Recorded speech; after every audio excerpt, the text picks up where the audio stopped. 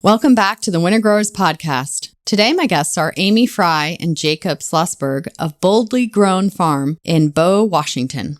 In 2015, Amy and Jacob started a one-acre farm at an incubator farm shortly after meeting and working on their university farm. And now in their 9th season, they purchased their own farm property and currently cultivate 30 acres of vegetables, a couple acres of grains, some dry beans, as well as seed crops and flowers. Winter crops have always been the focus from the beginning, and their main winter crops include kale, collards, radicchio, cabbage, beets, storage radish, celeriac, onions, and winter squash. 80% of their sales are through wholesale channels, including distributors and food hubs. Plus, they operate a 275-member winter CSA and recently opened an on-site farmstand. Amy and Jacob's story is a great example of rapid growth of their farming goals combined with more mechanized and scaled up winter production while simultaneously raising a family and anchoring their farm business and home on permanent land.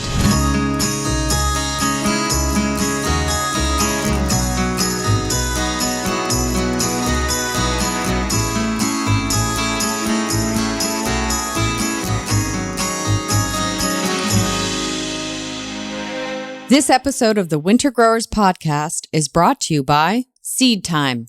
Have you ever struggled with the timing of winter crops and planning your succession plantings? I've been playing around with a new crop planner called Seed Time that makes it so incredibly easy for home gardeners and market farmers alike to visualize when to seed, transplant, harvest, and more all year round. If you'd like to save a ton of time and avoid headaches planning and growing your crops, get your free Seed Time account with a $5 free seed coupon at seedtime.us/no-till podcast. That's seedtime.us/no-till podcast. This episode is also brought to you by Vermont Compost Company. Since 1993, Vermont Compost Company has grown from a small local operation to a company supplying premium living soils to thousands of successful growers all over the country.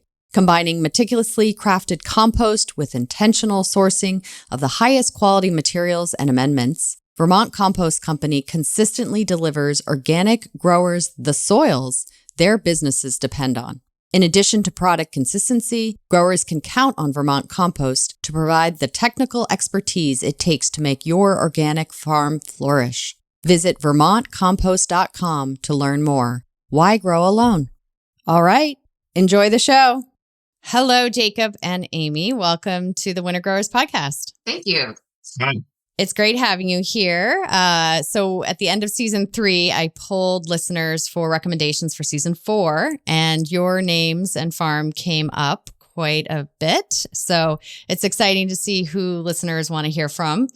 And you are located out in Pacific Northwest. So it's great having, more farms coming from different areas of the country. And also from some of the notes that you sent me, what I found really fascinating is, you started in 2015, but also with the intention of winter growing and also with the intention for more wholesale. So it's great to see kind of that approach with winter growing, and I'm excited to dive in on some of those details. So thank you for being here. Yeah, for sure. Happy to chat. One of the ways I like to get started is to learn a little bit more about your background, where you grew up, if you had farming influences growing up, how you met, all that good stuff. I can start. So I'm from Minnesota originally, and I grew up running around on my grandparents' farm. They lived next door, and so they had beef cattle. And I definitely wasn't like a farm kid per se in terms of having to do farm chores, but grew up helping in the garden, canning, cooking, baking with my grandma. And so kind of had that experience and also really just enjoyed the outdoors. And then went to school for environmental studies and was kind of on a more general environmental studies, ecology track. And then kind of got realized if I cared about the environment, I had to care about food and how it was grown, and kind of made that connection, and then came into more food systems. And yeah, I'll let Jacob kind of start with his background, and then we'll talk about how we met and whatnot. Yeah, I grew up in the city in Seattle. My summers were always spent outdoors. And actually, growing up in the city, I spent a lot of outdoor time as well. And so I kind of started to realize that, like Amy, if I wanted to care about the environment, I had to care about agriculture. That was kind of the driving force. I think I took a trip to Costa Rica in high school and visited some agroecology farms and understood those principles as something that kind of just was really spoke to me. I guess the whole systems-based approach of agriculture. I also grew up working in bike shops, like bicycles, and doing maintenance and mechanics on human-powered devices, and did a lot of kayaking. And I rode every day, all the way through middle school and high school. And so being out on the water, riding my bike through Seattle's a beautiful green city, just like kind of immersing myself in the environment. I also knew I wanted to live and work outside. And so I was definitely split passion between outdoor education and then agriculture, and found my way to University of British Columbia. It has a great agroecology program, and a specific focus on not just agricultural science, but agricultural science and how it relates to the human side, both political and nutrition and sociological study of food systems. So it's actually not an agricultural science school; it's a school of land and food systems, and that is where Amy and I met. Yeah, so we both worked at the University of British Columbia farm. I was doing my master's in resource management.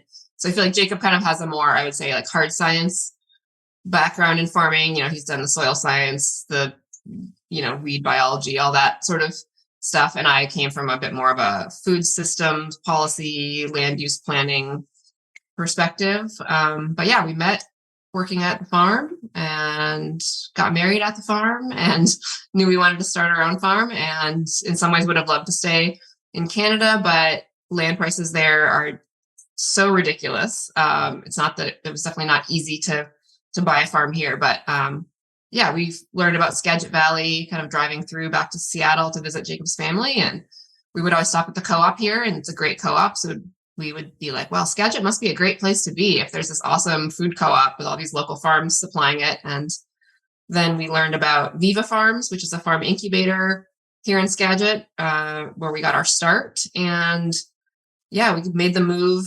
in like January 2015. Jacob had got a job at a local seed company, which was kind of the catalyst for making the move. And we started Boldly Grown that first year on 1 acre at Viva. That's great. So I'm going to back up. I love hearing about, influences growing up. So, outdoors, growing up near your grandparents' farm. So the outdoors part is so great. Jacob, I'm curious, when you mentioned kayaking, was that whitewater kayaking? Both. Yeah. Whitewater and sea kayaking for sure. But whitewater was, I was lucky enough to do some kind of outdoor adventure experiences in Colorado and Utah, like Green River, Colorado River, San Juan River. My aunt and uncle live in Colorado, so I kind of had a second home there. So I did work in bike shops in Colorado as well. And I did actually the last summer that I spent not farming, I led outdoor ed programs in Jackson Hole area. And that was a hard decision. I did a NOLS course, the National Outdoor Leadership course in Patagonia the semester before. That was 2000. I'm totally going to get the year wrong. I can't remember, but it was in my sophomore year of college, and I wanted to use those skills, and I was deciding between outdoor ed and then farming. And that ended up being the last year that I did outdoor ed. And then I guess I've been farming ever since. So I think that was 2009 is what I think it was. Yeah, we're both NOLS grads. I ended up doing a NOLS course actually the week after we got married. So we joked that it was my solo honeymoon. So I went backpacking and whitewater canoing in the Yukon. And so, yeah, we both really, I feel like we could have had this alternate life as NOLS instructors or outdoor educators. But I also feel like the NOLS curriculum and like leadership framework really informs our interests and approach. And I there's not a day that goes by, a week that goes by where I don't kind of call on those skills or reflect on that experience as such a formative experience. And I really think that informs how we run our business and how we strive to manage our employees and interact with our community, my greater community. There is actually a Knowles base. The Pacific Northwest Knowles base is like 5-10 miles away from here. And we'd like to spend more time in that community. And maybe we will continue to do that. But yeah, it's a really special place in the Northwest here that we found too. So yeah, I think one of the Knowles leadership skills is tolerance for adversity and uncertainty. And I feel like that's just been my mantra since starting the farm. So yeah. Yeah, no, definitely. I love the combination. I think that's great. I spent a brief stint in Seattle many years ago, and that's actually where I learned how to whitewater kayak. So, what if I remember Snoqualmie, Snohomish, those rivers? Yeah, so that's what I was kayaking, and they're serious. We actually, so no joke. We've been wanting to circle back and spend more time outdoors and doing outdoor recreation as we. The farm, I guess, like settles down maybe a little bit. Is kind of our crazy growth curve is kind of settling. We'll probably talk more about, but we just bought a tandem kayak from a friend used, and I've been looking at it being like, okay, it's time to get out to the San Juans.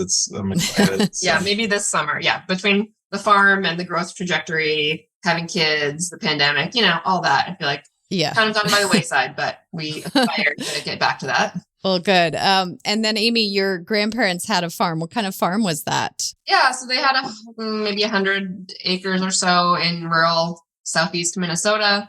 We lived right next to it, so I could walk or ride my bike through the backfield over to their place. And it was beef cattle, primarily, I guess, grass fed, but I never heard them use that term. Like that was just how they did it back then. And and I wish I had talked to them and interviewed them more. We did a bit before they both passed away. What was my grandpa's quote about? Something about manure. I really like manure. Yeah, I'm a big fan. I'm a big fan of manure. I was lucky enough to meet both Amy's grandparents, I think at least 2 or 3 times. Yeah, they were pretty amazing people. Yeah. My grandpa won a number of soil conservation awards. I feel like he was a bit ahead of his time in terms of using like terraces and just like soil management techniques to prevent erosion. So definitely not vegetables, but like I said, the garden was where I spent most of my time. So, I mean, I remember quite a few conversations with Bill in particular. And I remember, he didn't inherit the farm. It was something that they had to buy. And they bought the piece of land that they could afford, and the piece of land they could afford was hilly.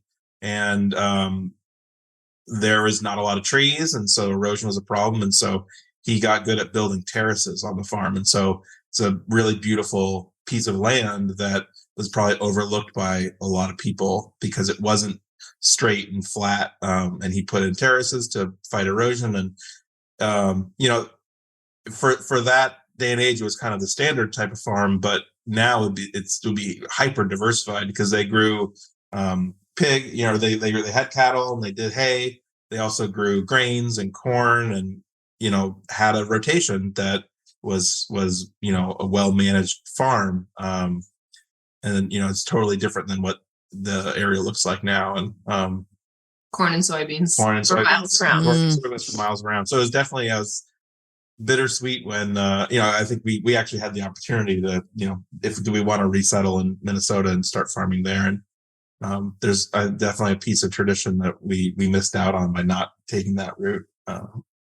I didn't get to spend as much time with Amy's grandparents as I would have liked. It's kind of like the closest family farming relation that I kind of inherited through Amy. Yeah, no, that's great. I mean, I love those stories, and I love how much they do influence us, in the present day. So my dad always wanted to be a farmer and wasn't, but we kind of had various hobby farm activities growing up. And his degree was in agricultural economics and journalism. So he worked for the local ag newspaper. So yeah, kind of lots of influences. And then, went away kind of more towards general environmental studies and came back. So. And so you both met at the University of British Columbia, and they have a pretty robust university farm, correct? So Yeah. that must have been pretty influential as well when you got started there. Yeah, it was the UBC farm is an amazing place. A lot of our community is there. Like that's why we got married there at the farm. Yeah, it was a pretty transformative place. I was there for almost 9 years working there, starting as the marketing coordinator. I found it literally. I was out on a run one day on campus and was like, oh, there's a farm here. And then went and volunteered once, and then they had a job opening. And so I started as the marketing coordinator doing the farmers markets and started like the on-site market that they have, started their CSA program and did all the restaurant sales. And so I did that for a couple of years. And then over the years kind of transitioned into more project management, administration, et cetera. Ended up as the director of the unit for the last 3 years, which was a great experience as far as learning about HR, admin, and budgeting, but also definitely burned me out on high-level university bureaucracy. So I was ready to be done with that at that point. And Jacob had started, he could tell about what he was doing there. Yeah, I started as a student worker, started volunteering and having some kind of class engagement at the farm, and then became a student worker and kind of worked my way up through the field production side of things, doing a couple of research trials and then working more on kind of the production side and then helping grad and professors do their own research at the farm. And my focus was the annual production, the vegetable production, hoop house and field, and also poultry production. So we had, I can't remember, a couple hundred laying hens. And there was some feed research projects and soil research and cover crops and disease. And so it was a varied exposure to a lot of different things at the same time. Yeah, no, it's great. I wish more schools had, better farm programs like that, because it really makes a difference, I think. It's worth noting that the farm, it was a dynamic time that for the farm while we were there. It was started about 10 years before I started getting involved. So Amy was probably involved for like 4 or 5 years before that. And it was really restarted. The Department of Agricultural Sciences was one of the founding departments back in the teens, basically. And being in the city of Vancouver, that's not really like farmland. And they moved much of the agricultural research out into the valley, about an hour and a half away from university.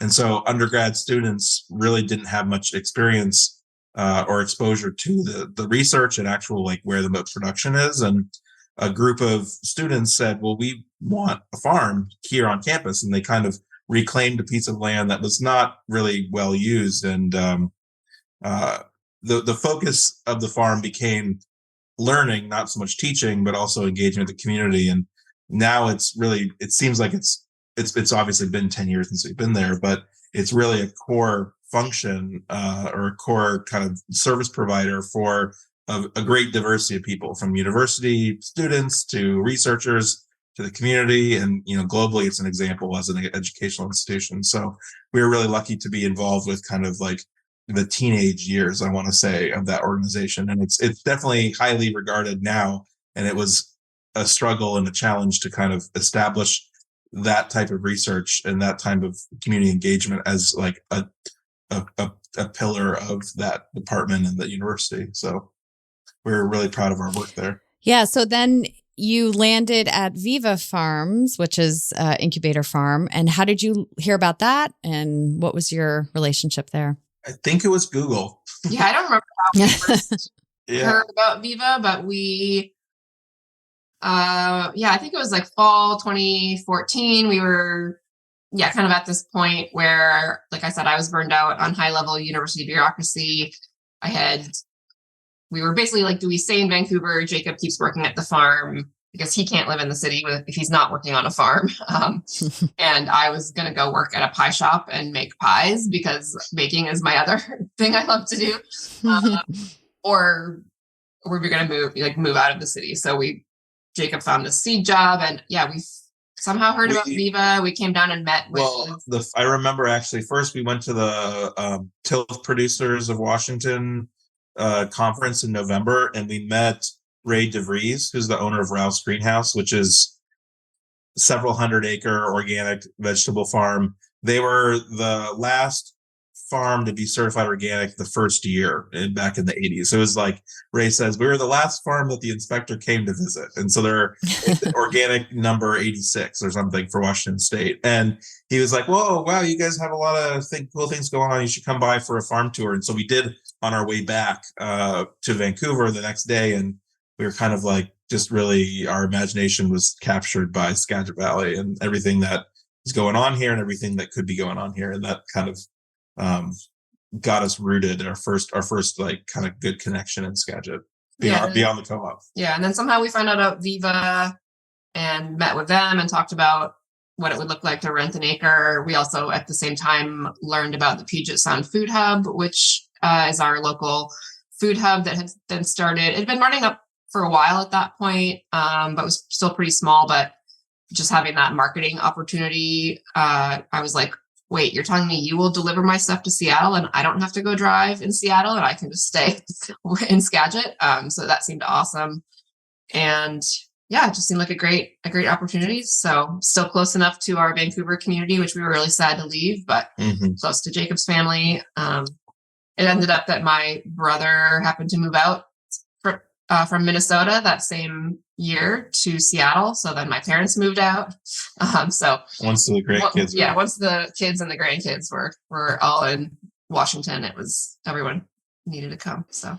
And then at what point did you decide, when you're sort of envisioning your farm or future farm, that you really wanted to focus on winter production? How did that really land for you? It was from the beginning, really, partly because that was an opportunity that I saw at UBC. I was managing the annuals and a lot of the kind of assisting in the sales of a lot of the vegetables at UBC Farm. And, I saw that if we had carrots when everybody else didn't have carrots, or we had winter squash when everybody else ran out, we were going to sell it at a good price. And also having a full-time job in the seed industry, I was really busy in the spring and the summer, and in the fall, not so much. And I saw that we could plant a larger volume of carrots. You could plant carrots once, you could weed them once, and you could harvest them once, and you could sell them for 6 months. And so that was kind of a labor. Yeah, it was appealing, and it was also a labor management tactic too. So yeah, knowing that Jacob had a full-time job and I was going to be our main farmer that first year, it was kind of like, how do we not do crazy succession planting and farmers markets and try to do, like, we didn't want to kill ourselves. I think we were kind of looking for, just something different. And there seemed to be a good opportunity, especially with our climate here in Western Washington, to be able to do that. While we were at the university farm, we also had done a lot of work to sell into the dining halls on the university. And so again, we saw the opportunity of wanting to do more farm to school institution sales. And that season obviously is not in the summer generally. So there's a number of factors that pushed us towards that. And I think the focus on wholesale, again, was just kind of the simplicity of it, sending out large volumes. We're not morning people despite being farmers. So we were like, we are not doing farmers markets. Well, that's smart. So you grew fairly quickly from 1 acre to, 25 acres, I read, in 7 years at Viva Farms. And then you landed on your home farm.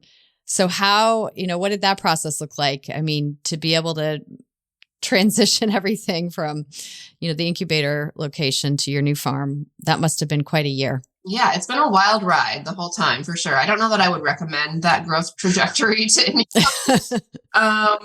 But I don't know. Why did we do it? I think because the demand was there. We've been growing based on demand. I guess I would say is like, we haven't hit a cap for demand. And I think for us, I guess I've been reflecting on this as like, why are we growing? Like, what is the end game for this? And I think it's kind of like, if there's still demand, we feel like what we're doing as far as being a regional provider of locally grown, organic, sustainable food, like to us, that translates to impact. Like we're trying to move the needle as far as people buying local and organic. And that was another, I think, part of why we were interested in wholesale and like getting into grocery stores, was just knowing that that is where the majority of organic purchases happen. And it seems like there's more of an opportunity to reach new people and like grow the pie for everyone. So food access is also important to us. And I think there's some stat that's probably outdated now, but we remember it was something like 97% of all organic produce purchases are made in a grocery store. So it's like, let's bring our produce that we believe has, the power to make change to the place where those purchases are already happening. If we can offset maybe Yuma, Arizona grown lettuce with a radicchio grown in Skagit in December, that feels like it's doing something. And also, I mean, we take lower prices for our produce than we would at the farmer's market. And at the end of the day, that means our produce is it's more affordable. We're not growing as many specialty items that maybe would be commanding the highest dollar. There are definitely items that we do, make more money on, or they're more specialty and have that niche. But, we grow a lot of green kale and it doesn't sell for a lot, but we grow a lot of it and it goes out. So. Yeah. So I think that, I guess, is kind of a tangent a bit about like why we wanted to grow. And yeah, as long as there's been the demand, it's just kind of like, yeah, like this is making an impact. Let's meet people where they're at and fill these needs. But as far as the process itself, go ahead. I was gonna say, like, to be fair, like I would say the growth has probably been driven by me, like the size and the speed of it. And I think that's partly like my systems brain saying like, well, if we bought this tool, we could do this much more with the same amount of time. Whereas if you're doing it by hand, or if you're using this tool that's, maybe cheaper or smaller, then, you're going to be working on a smaller scale. And it was really the first like 2 or 3 years we're like proving it to ourselves that we can grow the stuff. And I think the growing is not necessarily the hard part. It's all the logistics and all the components that feed into like your success as a business operator. But I want to say, just to be clear, when you say growing it is not the hard part, we still have crop failures. No, clearly. Absolutely. Yeah, absolutely. But that's not the limiting factor. That's not the limiting factor, I would say, and so when we were looking at equipment purchases or that kind of thing, we were always like, okay, well, if we got this tool, it would save us this much time, and then we can grow. Like, how many acres can we grow with that tool without kind of moving to the next scale? And like a great example is our Colt Crest finger weeder we bought in, I want to say it was 2017. So that was our 3rd year in production. We were growing like 4 or 5 acres of vegetables. And it's still our primary cultivating tool. Like we have a few others, but every acre that we cover basically gets hit by that, probably like in between 2 and 3 or 2 and 4 times. And we're growing 30 acres of vegetables now. And so like, that's a scalable tool that it paid for itself on the first, probably 4 or 5 acres. And it just keeps going. And we, there's maintenance, but it really allows us to kind of keep going. Yeah, I think we were it felt like we were over mechanized at the beginning for the scale we were at, but because we knew we had kind of aspirations for growth. And I feel like, kind of back to your question about like, how was that growth trajectory? How was the transition? I mean, I think it forced us to be very financially adept. Like, it's very capital intensive to do like what we did, like especially to do storage crops. There's storage infrastructure. It just becomes like product movement at some point. Like you're moving a lot of volumes of heavy things. And so to have all the tools you need to do that, and the cooler space and the dry storage, all that. So it just made us have to dive into that world of like understanding lending and capital investments. And that was definitely a challenging learning curve. Jacob's dad had run his own business and is very adept at that. And I definitely had, times of tears looking at spreadsheets with him as like trying to figure this out. So we're very fortunate to have family with various expertise and support as well. But learning curves on all fronts. But I do feel like that financial knowledge and information has really been super important for our ability to grow and then to buy a farm. And it's something that it's like made me passionate about wanting to help other farmers like be more financially adept and figure out how to read their balance sheet and what all that means. And so cash flow. I'd say our most challenging year was 2021, because that was the year that we went from 12 acres to 25 acres. And that's a big jump in 1 year. And it probably wasn't the smartest thing to do. But we made it through and we hit our financial goals. And the real driver for that was we knew that we wanted to buy a farm, and we knew that the finances for the way that they lend, for the way that banks lend on land and farms is based on past performance, not based on projections. And so we also had a lot of wholesale customers that wanted our product, and they wanted to kind of keep scaling that up. And so it was kind of a leap of faith. We didn't really buy that much more equipment from 12 to 25 acres. It was like, I think we got a second tractor that year instead of buying like lots more implements. It's like we just need to be doing the same operations, but simultaneously. That was really what we did.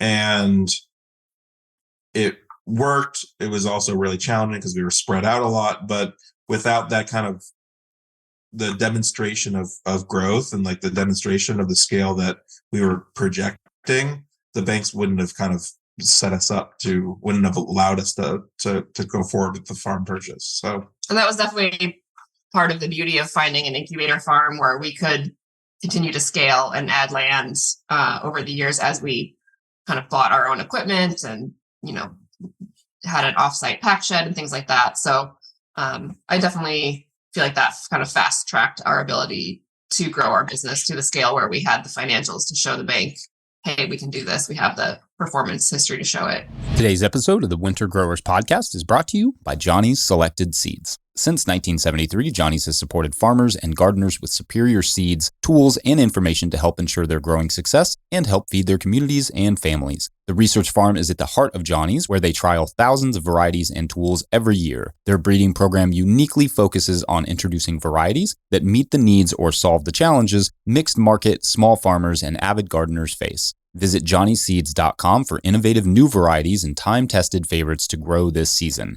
You can also browse their online growers library, link in the description, for a wealth of free educational resources. The employee owners at Johnny's look forward to growing with you. Today's episode is also brought to you by Rimmel Greenhouses. Whether it's tomatoes to market, flowers in the spring, or your family's harvest, growing in a greenhouse protected from the weather provides the right environment that you need for a harvest that you can count on. Rimmel Greenhouses are designed for durability and offer the quality that you need to grow productively year-round. Visit rimmelgreenhouses.com to get a quote today.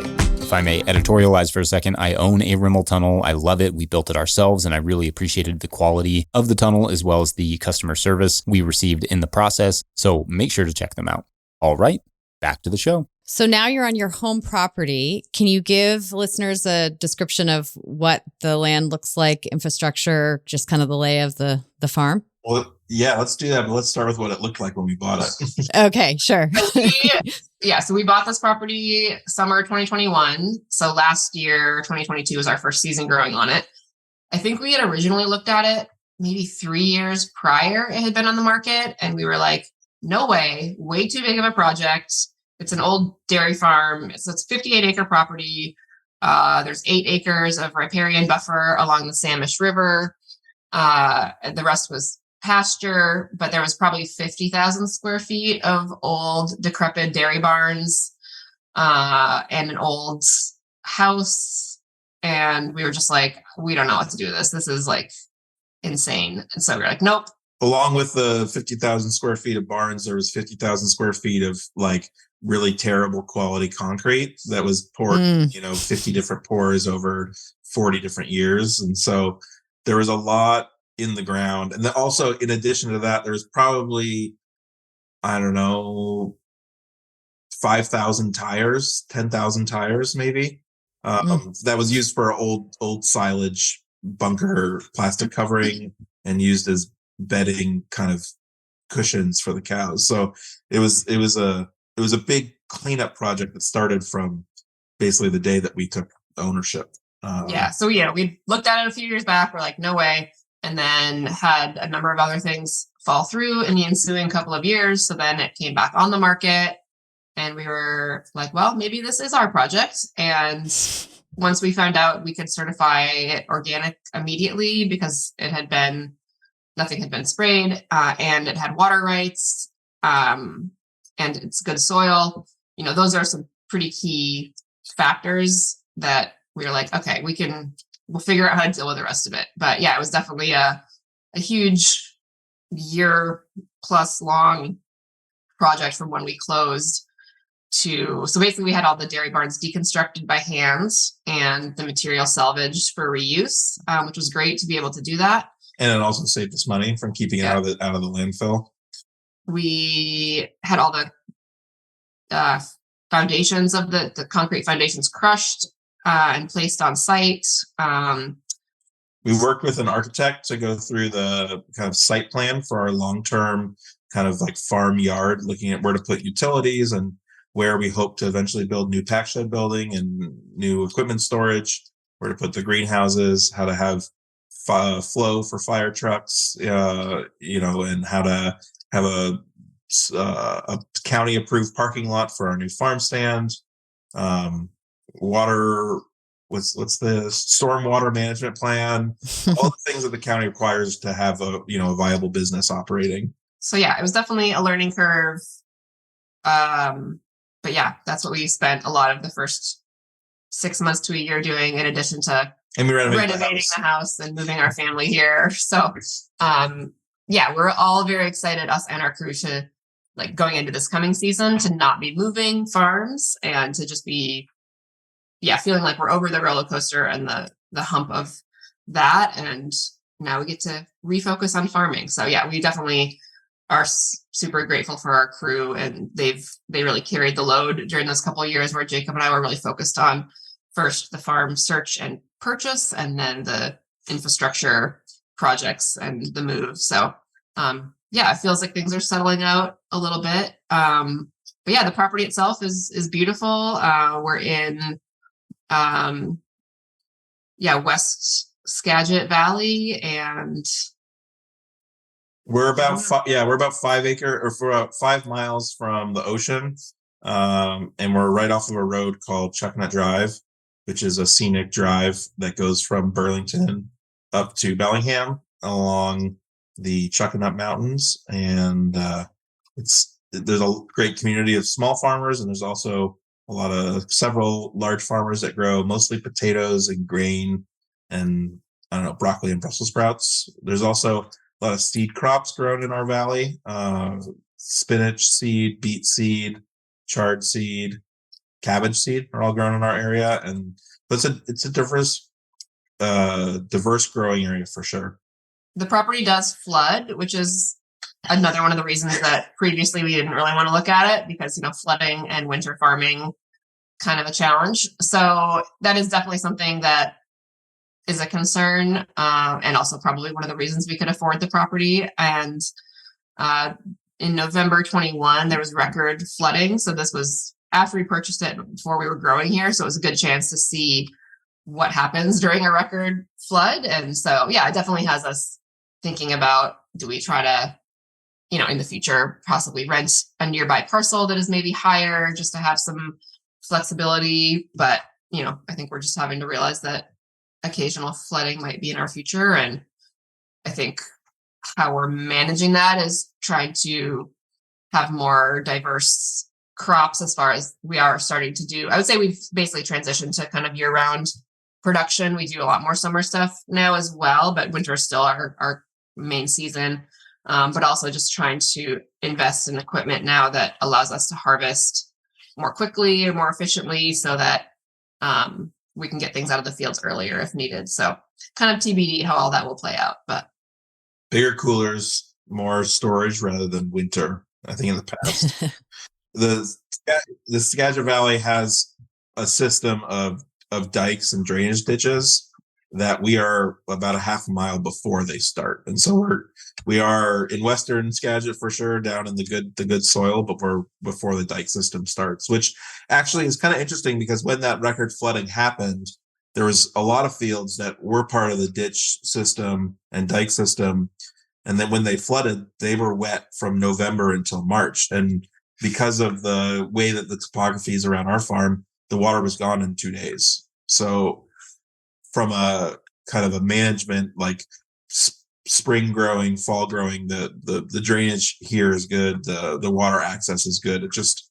we got to watch out for those big events. So then what are your primary winter crops? What do you focus on? And I guess now that you're transitioning to more year-end growing, how's that going to affect your winter production? Yeah, I would say main crops have been greens. So we do lots of kale and collards, multiple plantings of those. And so those really, I would say, start in June is when we start harvesting. So those are like a full season crop for us. And there are crews out today harvesting the rob and some bulk leaves. So they really are a full season crop. Radicchio is one of our big crops. There's definitely been a push in the Pacific Northwest for radicchio promotion and growing again as like a local alternative that can be grown and sold in the winter rather than bringing in lettuce from California. So greens, radicchio, winter squash, carrots, beets, cabbage. We do a lot of daikon radish and watermelon radish. What else? Celeriac. Peppers and onions are definitely big crops for us. And the peppers, they started as like a little side project for us because we wanted to have dried products to offer our CSA members, kind of having some diversity in our winter CSA. Yeah. So just a side note, we do have a winter CSA, even though we've always been wholesale focused. Our winter CSA, I call us the accidental CSA farm because that wasn't really the plan, but all my family friends our first year were like, how do we buy your produce? And we're like, we don't know. So we started the CSA that first season kind of as an afterthought. We're like, let's try a winter CSA.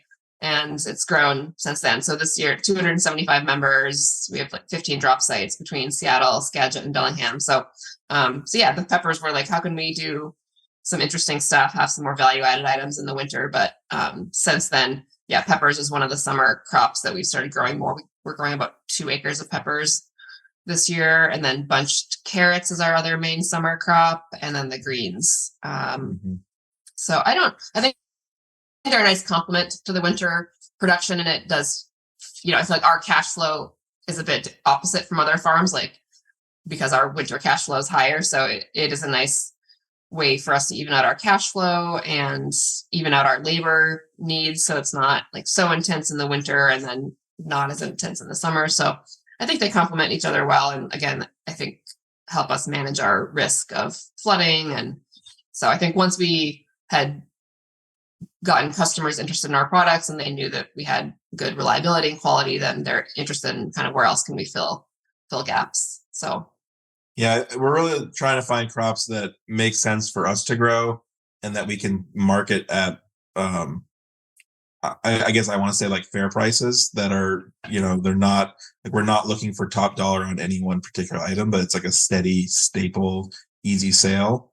And for us, the way that we grow peppers is not like I wouldn't call it like it's high value for us, but it's a low input. It's all field grown on plastic. There's no trellising, there's no pruning, and nothing like that. So looking for economical ways to grow crops so we can sell wholesale is really our focus. So you have 2 new high tunnels. I was just going to say, that being said, we're adding. Yes. I feel like we're like this year, it feels like we're on this opposite trajectory of many farms because we started with the wholesale focus. And now, given the location of our farm, we opened a farmstand. And so now we're growing this 1/4 acre market garden, we're calling it, with like all this diversity of stuff to sell through the farm stand. And we added 2 hoop houses. So we're growing a bunch of tomatoes and other stuff, again, like for the farm stand. So it feels like maybe this will be a bad idea and we'll all be kicking ourselves, but we're also eating very lots of excited. tomatoes. Yeah, excited to eat lots of tomatoes.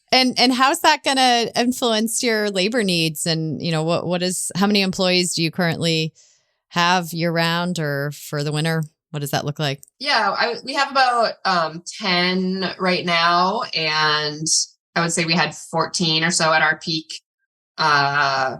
In kind of November, December is our busiest time. September to December.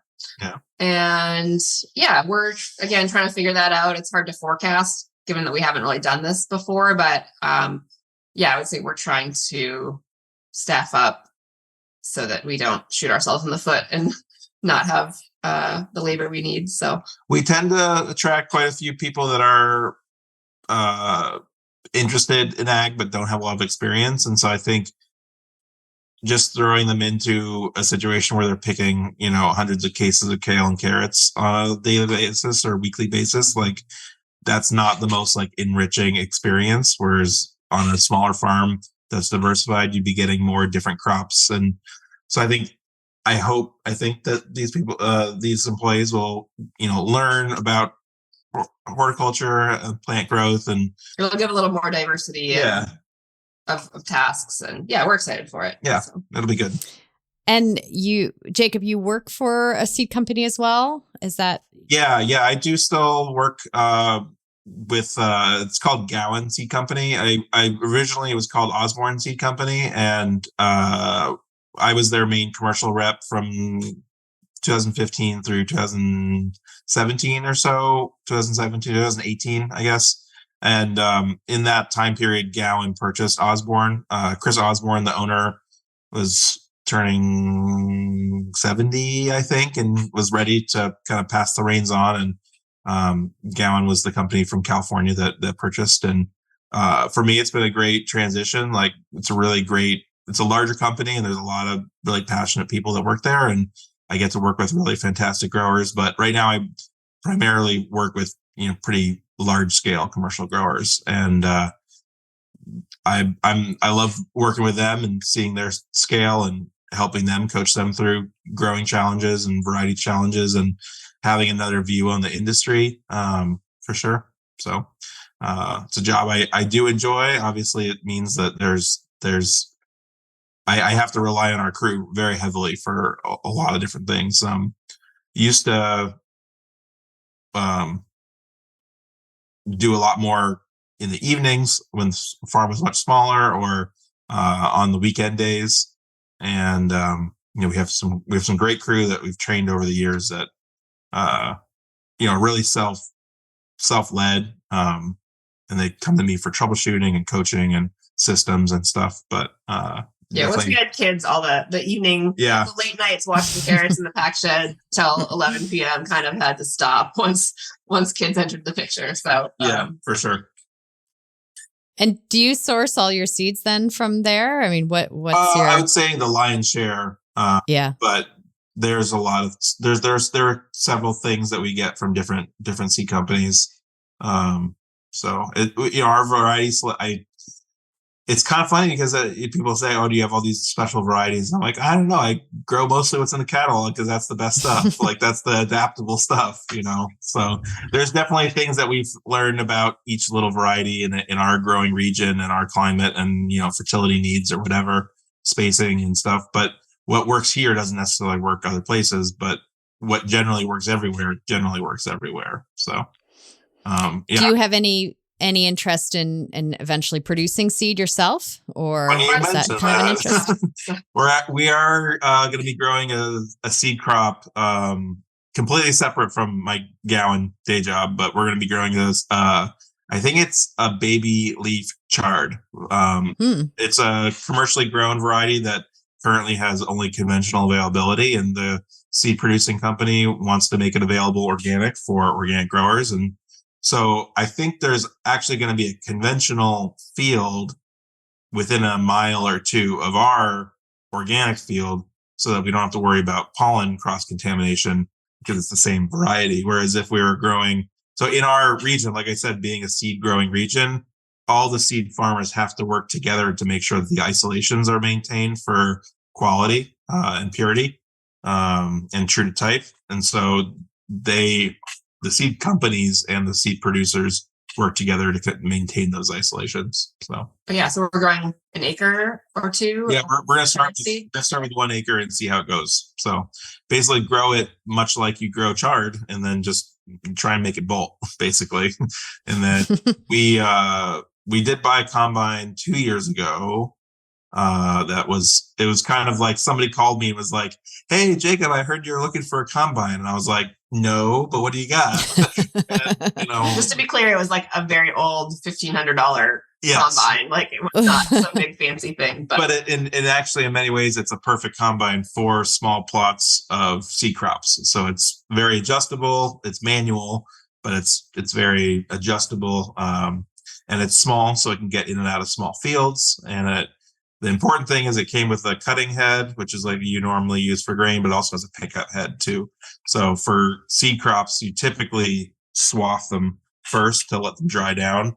And so it came with both of those heads, which is important. And it came from another seed farm down the road, and it was their like backup of a backup of a backup. So I think they had 5 different combines, and they're like, well, we don't have any more space for the new one, so this one's got to go. And so we just bought a farm and had a big barn, so we put it in there. So yeah.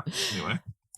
And then don't you also grow about 5 acres of is it rye that you're growing, a grain crop? Yeah. So last year we grew and harvested 5 acres of rye, and now we've got 10,000 pounds of rye sitting in our barn. So we got to figure out what to do with. Okay. We did grow. So you grow first and then figure out where to sell. Usually we do the opposite.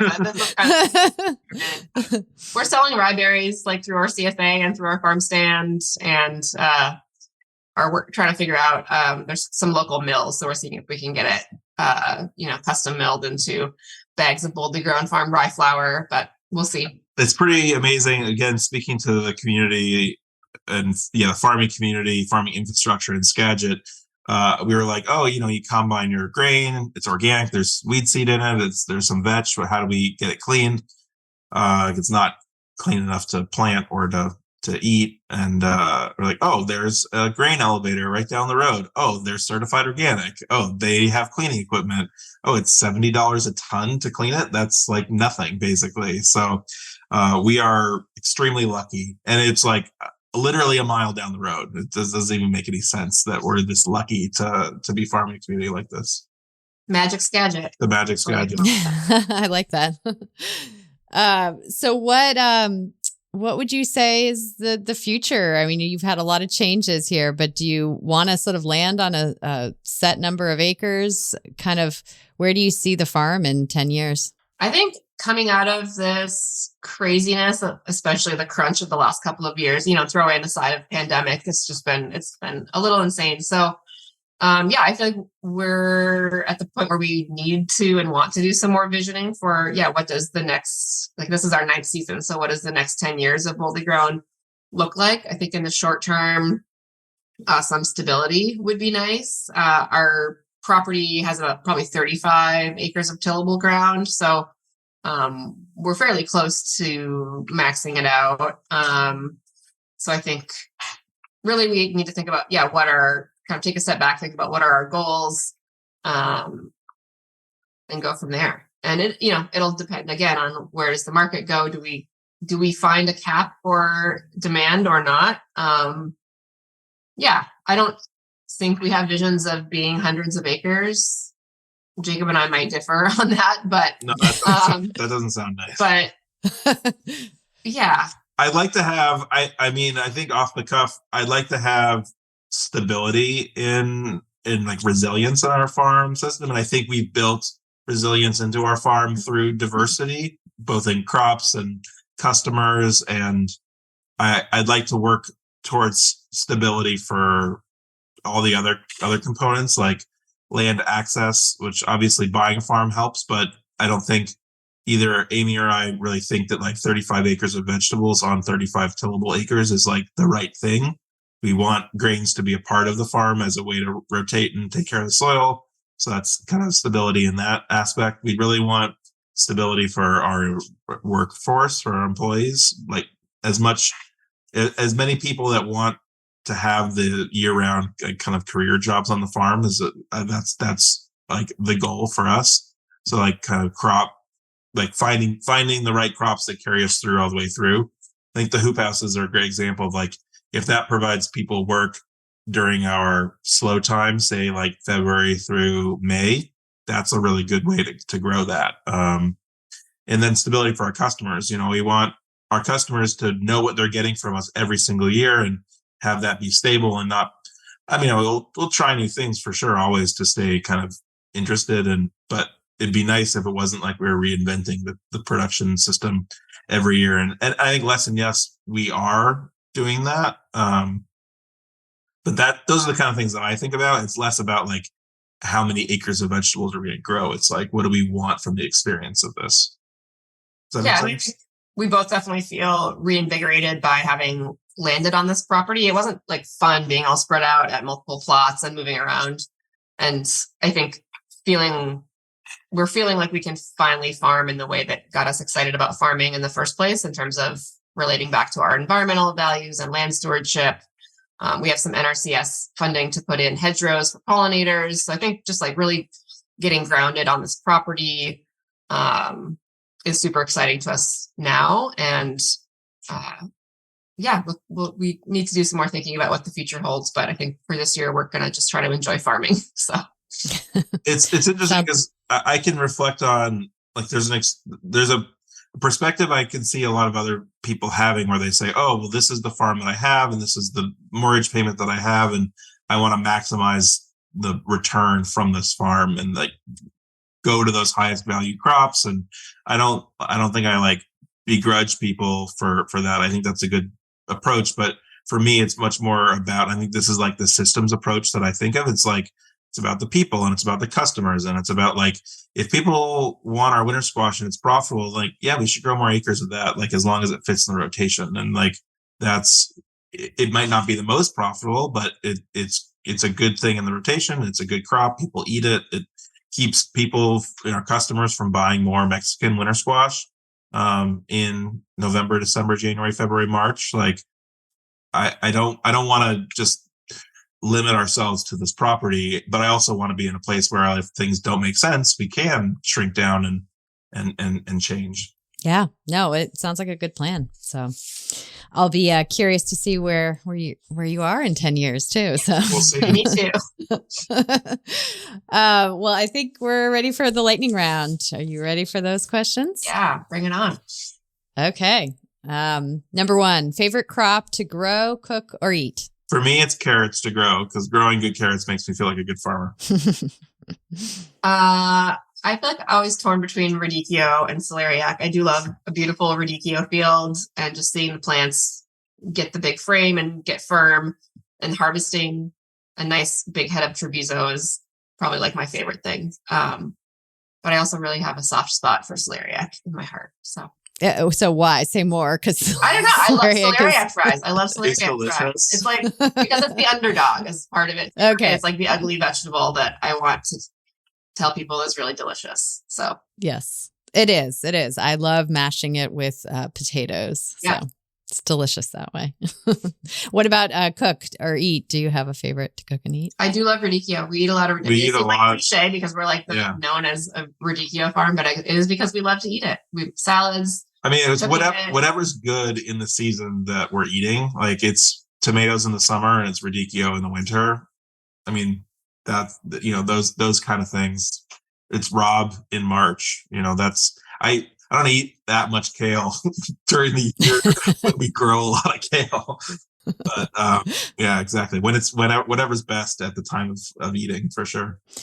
What gets you up in the morning? I would say our 2.5-year-old. Yeah, our kids. Sadly, like the literal answer is our children, because I said we're not early risers. And so usually it's hearing our kids wake up.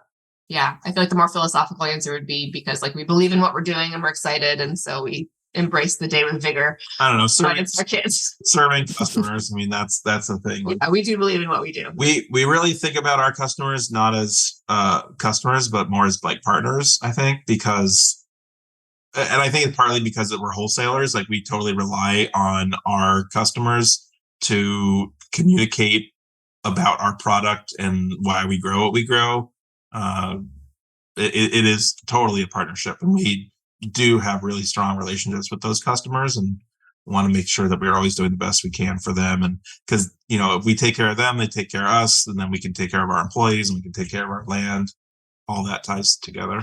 What's the hardest part of farming? I think just the diversity of things you need to be an expert in, or maybe not an expert, but well-versed in. We have a mentor who from the UBC farm who would say, farming's not rocket science, it's harder.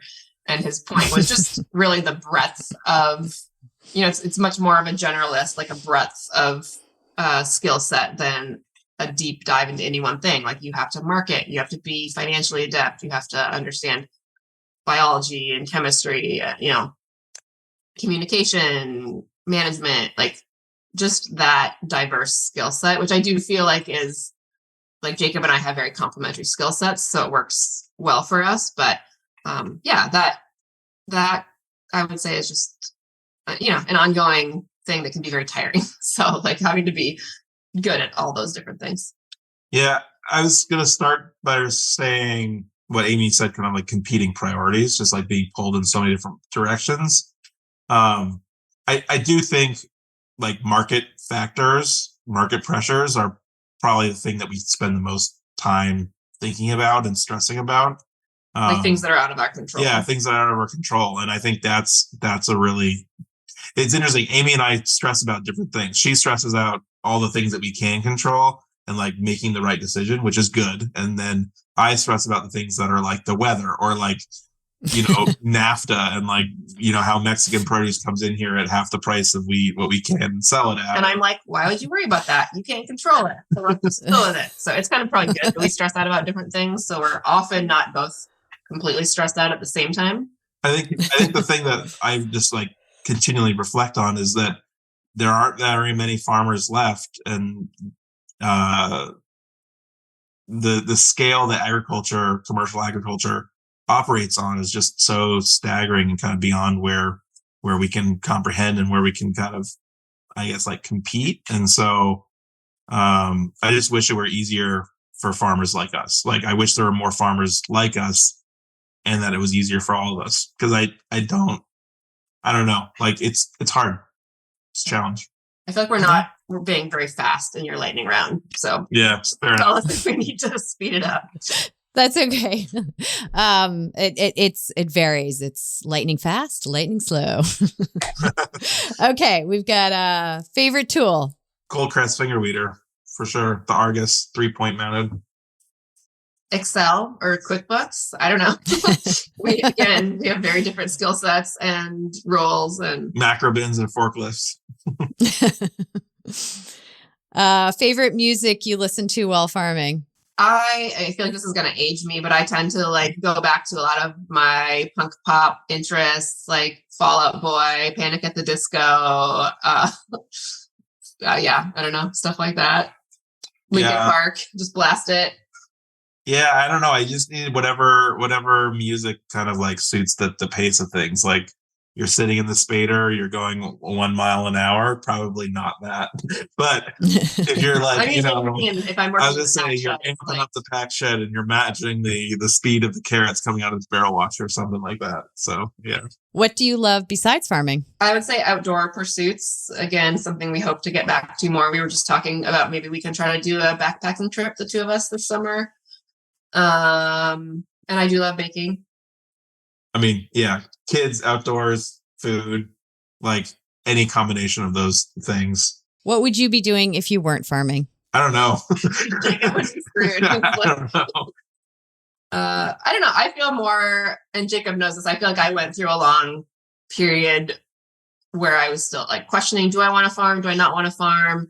And I feel like Jacob is the sort of person where, he decided on this trip to Costa Rica in 8th grade that he wanted to farm. And that's like what he's been set on ever since. And I feel more for me, like farming is a way for me. It hits on all these values and priorities that I have of like working outside, being flexibility, growing things, or, being involved in kind of hands-on work, but it wouldn't have to be farming necessarily that does that for me. So, yeah, I feel very glad to be a farmer. And I also feel like if that weren't to happen, I could find something else that would meet those needs too. So I don't know what that would be. Maybe it'd be baking, running a bakery. I don't know. Oh, Noel's instructor is like probably the other thing that comes to mind. So yeah, I like coaching people. I like logistics. I like technical systems, that kind of thing. I often think like, well, now that we have this farm, I'm like, well, what happens if we didn't grow vegetables? Like, could we make it work with Amy and I and, grains and beans and chickens or, something like that? Like if again, check back in 10 years. Yeah, exactly. Let's see. An inspiring farmer or land steward you'd want to have as a dinner guest, either living or deceased. Well, I felt like we developed a really nice, warm friendship with Chris Blanchard for, I was like 4 or 5 years before we actually engaged Chris Blanchard when he was consulting at UBC Farm many years ago, and stayed in touch. And we were kind of in touch all the way through like our first 4 or 5 years. And then obviously he passed away, and I'd love to sit down and catch up with Chris. He's a really special guy. I remember he got to meet Leo, our son, when he was 1, probably. And he just loved Leo. And like they had a great time for an afternoon together. And yeah, I really miss Chris. Yeah, no, we all do. How do you relate to that which is out of your control? I think we covered that. I think we covered that. Oh, well, can't do anything about it. Let me think about what I can control. But then that's what I'll stress about, of like making the right decision. There is a moment this summer in like late August where we were going through some, working through kind of staff, I don't know, feelings, kind of growth, diversity, a lot of, I wouldn't say like upheaval, but there is a moment where we needed to, it gets stressful in August. It gets stressful in August and coach people. And there were definitely 2 groups of employees. And one was kind of like, I feel a lot of stress around these things. And the other employee said, I wonder, and it was in a check-in, an employee review, the quarterly check-in that we do. And they said, I don't know if I'm a good farmer because I don't really feel stressed in the same way that other people do during the busy times. And I'm like, that's interesting.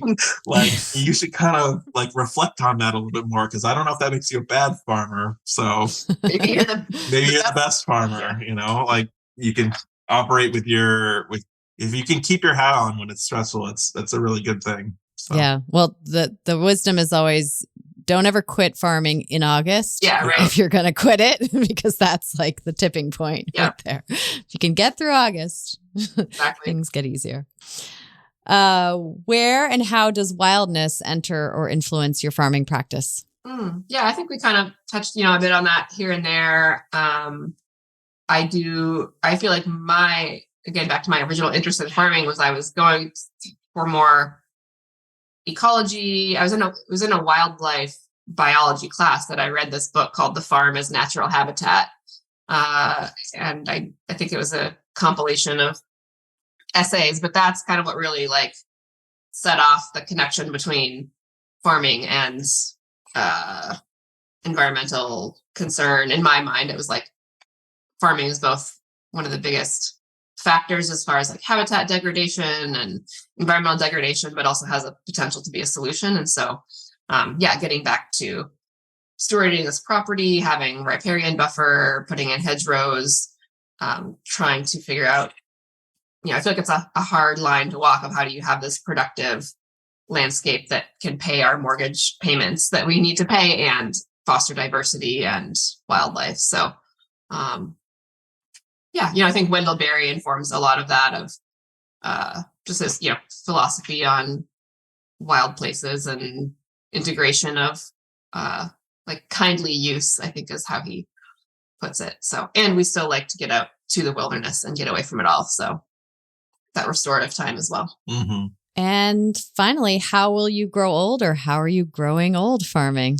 Definitely growing older with many more gray hairs, either from farming or kids or both. I don't know. I think we've been so caught up in the present. We're both very present moment thinkers, I would say. And so, yeah, I think, again, in the next maybe year or more, as we settle into this property, I think we'll have a better sense of that. But yeah, I think growing old on the farm sounds lovely. And I also think, given our experience of talking to many, many aging landowners who we spent, in some cases, years talking to about taking over their farm, and then to have them basically be like, actually, I'm going to die in place, which is like, great. Like, you can do that. Like, that is totally your prerogative.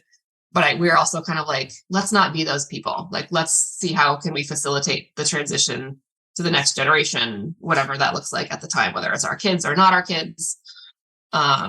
So I want to write that down somewhere and remind ourselves of that when we are old and enjoying aging out on the farm, of like, maybe that's when we want to go get an apartment back in Vancouver and enjoy city life for a while. Who knows?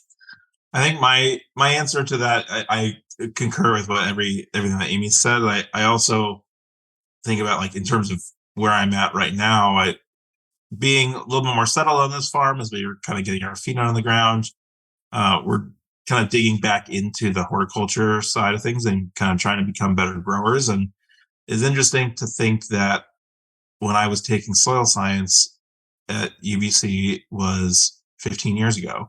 And turns out soil science has developed a lot in the past 15 years. I remember being in class and we talked about soil texture, and we talked about soil chemistry, and then we talked about soil biology. And so they were like, well, we're just really starting to learn about this. And I've had time over this winter to dig into some of that soil science that's happened the last 15 years. And there's been a lot of new developments, a lot of new research. And it actually kind of answers that question you had before about where does wellness play into the and I'm like, there's so much diversity of knowledge that kind of it just continues to develop and evolve and become, known. And I just want to make sure that we don't lose track of that, like that exciting side of things. The like being engaged with where we are in new ways. I want to keep that. Yeah, no, it's a never ending journey. That's for sure. Well, good. Well, thank you both so much for your time today and sharing your story and your farming practices and your wisdom. Really appreciate your time. So thank you so much. Thanks for reaching out. It was fun.